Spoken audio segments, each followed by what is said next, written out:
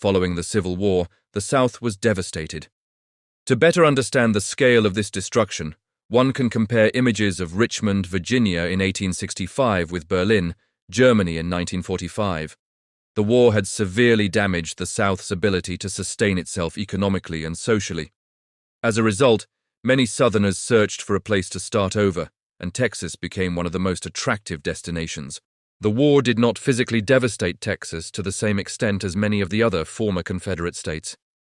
This greatly affected Texas's population. In 1860, approximately 600,000 people lived in Texas. Between 1860 and 1870, 200,000 people migrated into Texas, raising the population to 800,000. In the decade that followed, the population doubled to 1.6 million. By 1890, Texas was home to nearly 2 million people. Texas offered numerous opportunities for those willing to take advantage of them. In East Texas, the piney woods contained millions of acres of forest, providing an ideal environment for lumber companies. It was no accident, then, that the Kirby Lumber Company was the state's first million-dollar corporation.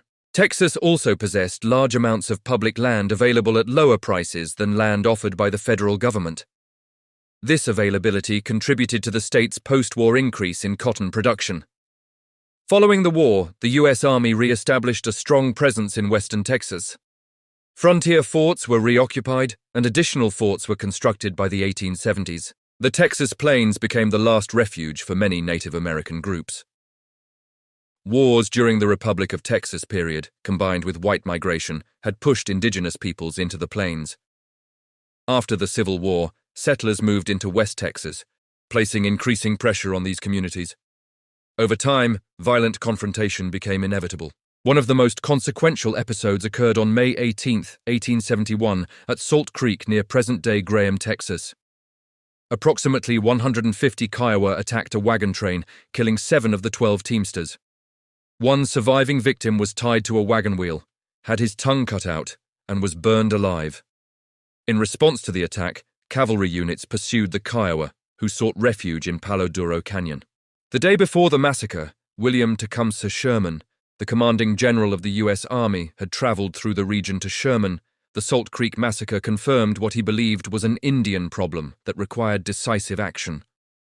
He turned to fellow General Philip Sheridan for a solution. Sheridan had previously devastated the Shenandoah Valley in Virginia in 1864, severely crippling the Confederacy's ability to feed itself and continue fighting. He applied a similar strategy against the remaining Plains Indians by facilitating the destruction of the great bison herds. Native Americans depended almost entirely on the bison for survival. Exterminating the herds weakened indigenous resistance while also supporting the construction of the Transcontinental Railroad. At the same time, demand for leather in the United States and Europe made bison hides highly profitable. During the 1870s, approximately 3.5 million bison were slaughtered. Hunters typically removed the hides, tongues, and sometimes the meat, but most of the carcasses were left to rot. Sheridan openly praised the effectiveness of the hunters, stating that they accomplished more in a few years than the Army had in 3 decades. Although the Texas legislature considered a bill to protect the bison from slaughter, it ultimately failed to pass. Despite these pressures, Plains tribes such as the Comanche and Kiowa continued to resist. The last major Comanche leader was Quanah Parker, whose mother, Cynthia Ann Parker, was an Anglo-American woman captured and later adopted by the Comanche. Parker formed an alliance of Comanche, Kiowa, and Apache warriors and attacked bison hunters at Adobe Walls on June 27, 1874. He planned a nighttime attack, but a windstorm knocked down a tent pole, alerting the hunters and ruining the element of surprise. When Parker's forces attacked, the hunters responded with powerful rifles and skilled marksmanship. The hunters suffered only 1 casualty, while Parker's forces sustained nearly 20, and Parker himself was wounded.